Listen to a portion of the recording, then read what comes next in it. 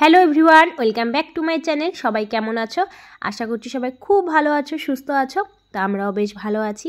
তো আজ হচ্ছে শনিবার, এখন বাজে সকালে 8:30।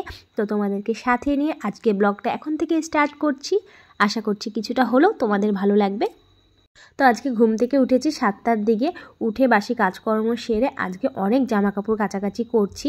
তো জামা কাপড় কাচাকাচি করে ভেবেছিলাম যে একবারে স্নান করে নিব, কিন্তু সেই মুহূর্তে আমার ছেলে ঘুম থেকে উঠে পড়েছে। আর ও উঠে পড়লে তখন না আর স্নান করে আমার ঠাকুর ঘরে যাওয়া হবে না, কারণ ওর পিছনে আমাকে কিছুটা সময় দিতে হবে।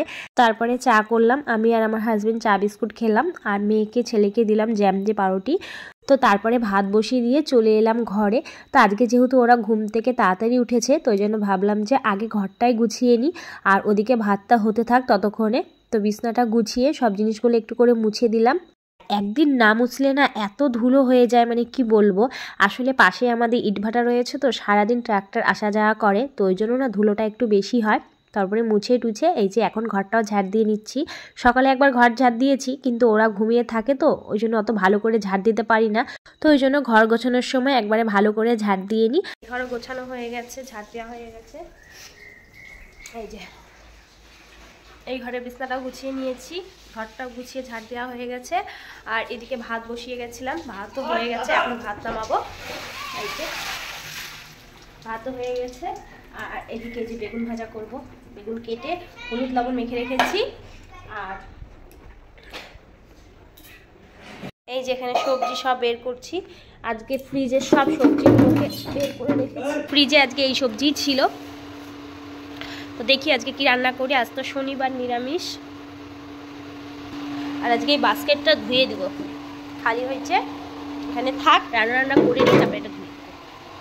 আর চলো ভাতটা নামাই, ভাত হয়ে আসছে, ভাত নামাবো, বেগুন ভাজা করব। তো সকালে সবার খাওয়া হয়ে গেছে, সকালে সবাই আলু সিদ্ধ, ঘি, বেগুন ভাজা দিয়ে সবাই অল্প করে ভাত খেয়ে নিয়েছি। তারপরে এই যে এখন বসেছি মোচা কাটতে। আর এই মোচাটা অনেক দিন হয়ে গেল আনা হয়েছে, এর আগে 2টা মোচা আনা হয়েছিল, একটা মোচা রান্না করেছিলাম আর একটা বেছে রেখেছিলাম, তো ওটাই আজকে করছি। আর অনেক দিন হয়ে গেছে, তো ওই জন্য একটু কালো কালো হয়ে গেছে, তো বেছে বেছে যেটুকু ভালো ছিল ওটুকু নিলাম। তো তারপরে মোচাটা কেটে এদিকে রান্নাও বসিয়ে দিয়েছি। তো প্রথমে মোচার ঘন্টটা করে নেব, আর রান্না করব হচ্ছে আলু কোয়াশের তরকারি আর টমেটোর চাটনি। তো তেলের মধ্যে দিয়েছি গোটা জিরে আর গোটা গরম মশলা, তো তারপরে দিয়ে দিলাম আলুটা। তো আলুটা হালকা ভাজা করে নিয়ে তারপরে মশলাটা দিয়ে দিব। আর আজকে না মোচা ঘন্টটা করব হচ্ছে আতপ চাল দিয়ে। তো এই যে এখানে একটু আতপ চাল ভিজিয়ে রেখেছি। তো আমি কোনোদিনও মোচার ঘন্ট আতপ চাল দিয়ে করিনি, আমার শাশুড়ি মাকে দেখি মাঝে মাঝে করে, ভালোই লাগে খেতে, আর আমার মেয়ে খুব পছন্দ করে। তো এই যে আলুটা ভাজা হয়ে গেছে, তারপরে দিয়ে দিচ্ছি মশলাটা। আর মশলার মধ্যে রয়েছে হচ্ছে আদা, জিরে, লঙ্কা বাটা, আর শুকনো লঙ্কা দিইনি, কিন্তু দেখে মনে হচ্ছে শুকনো লঙ্কা দিয়েছি। এটা হচ্ছে কাঁচা লঙ্কাটাই লাল লাল দেখে দিয়েছি, তো ওই জন্য এরকম কালার আসছে লাল লাল। মশলার মধ্যে দিয়েছি জিরে, আদা, লঙ্কা বাটা, আর কাঁচা লঙ্কায় দিচ্ছি লাল লাল দেখে, কিন্তু দেখে মনে হচ্ছে যে শুকনো লঙ্কা দিয়েছি। তো মশলাটা কষিয়ে তারপরে মোচাটা দিয়ে একটু ঢেকে রেখেছি, কারণ মোচাটা সেদ্ধ হতে একটু সময় লাগবে। সেই সময়ের মধ্যে আমি ছেলেকে স্নান করিয়ে দিয়েছি। তো স্নান করিয়ে যে এখন ছেলেকে টিভি দিয়ে দিলাম, ও একটু টিভি দেখুক। আর এই যে আজকে সকালে কত জামা কাপড় কাচাকুচি করেছি, আর এত সুন্দর রোদ উঠেছে, জামা কাপড়গুলো মনে হচ্ছে শুকিয়েই গেছে। তো রান্না করতে করতে কিন্তু আমার একটা কাজ হয়ে গেল, ছেলেকে স্নান করানো হয়ে গেল। আর এদিকে মোচা প্রায় সেদ্ধ হয়ে আসছে, তো আরেকটু সেদ্ধ হোক, তারপরে চালটা দিব। আর এদিকে রান্না করতে করতে আমি খাচ্ছি হচ্ছে কুল বিট নুন দিয়ে। আর আমার না কাজ করতে করতে কুল খেতে খুব ভালো লাগে, একটু করে কাজ করি আবার একটা কুল মুখে দিয়ে নিই। তো তোমরা কে আমার মতন এরকম কাজ করতে করতে কুল খেতে পছন্দ করো, অবশ্যই কমেন্ট করে জানিও কিন্তু। তো এদিকে তো আমি রান্না করছি আর কুল খাচ্ছি।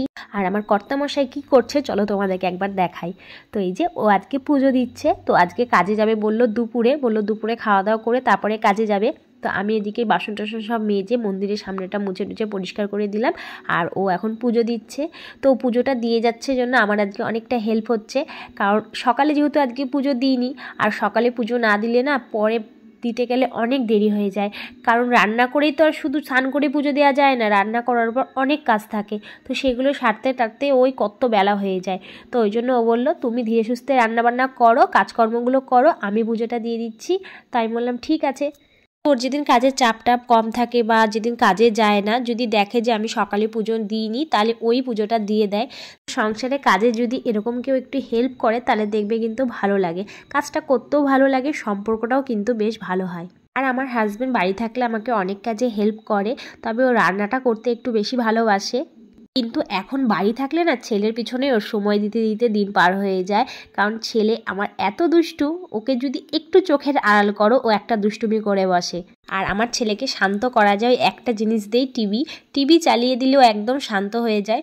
আর সব সময় তো টিভি দেখাও ভালো না, তো ওই জন্য স্নান টান করানোর পর তারপরে একটুখানি টিভি দিই, টিভি দেখে তারপরে খেয়ে শুয়ে পড়ে।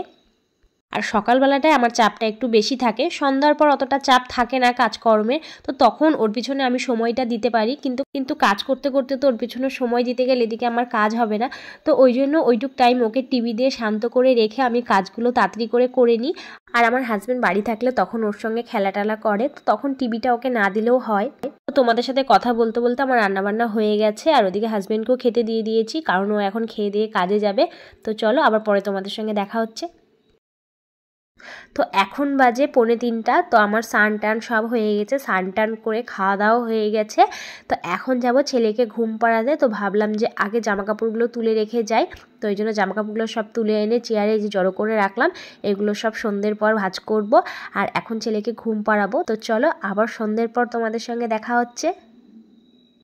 গুড ইভিনিং বন্ধুরা। তো এখন বাজে সন্ধ্যে 7:30, তো সন্ধ্যে টন্ধে দিয়ে তারপরে ছেলে মেয়ের জন্য সন্ধ্যেবেলা টিফিন করে দিলাম। তো তারপরে সেলাই করতেই বসেছিলাম, তো সেলাই করতে করতে সুইটা গেল ভেঙে, তো ওই জন্য আর সেলাই টেলাই করলাম না। তারপরে যে এখন বসেছি জামা কাপড়গুলো নিয়ে, তো এখন জামা কাপড়গুলো সব ভাঁজ করছি। আর ওদিকে মেয়েকে পড়তে বসিয়েছি, তো মেয়ে ওদিকে পড়ছে। তো এখন জামা কাপড়গুলো ভাঁজ করে মেয়ের পড়াগুলো একটু ধরে তারপরে যাব রাতে রান্নাবান্না করতে। তো সারাদিন কাজকর্ম করতে করতে ছেলে মেয়ের পিছনে সময় দিতে দিতে দিনটা যে কি করে কেটে যায় বুঝতেই পারি না। এতদিন তো বলতাম যে বেলাটা ছোট, কিন্তু এখন তো বেলাটা অনেক বড় হয়েছে, তাও কাজ করে শেষ করতে পারি না। আর এখন ভিডিও করি, তো ভিডিওর পিছনে অনেকটা সময় দিতে হয়, ওই জন্য না আরও সময়টা অতটা পাই না। আর একটা ভিডিওর পিছনে না অনেক খাটতে হয়, তারপরে যদি সেই ভিডিওটা তোমরা সবাই না দেখো তাহলে আমার ওই খাটনিটাই বিফল হয়ে যায়।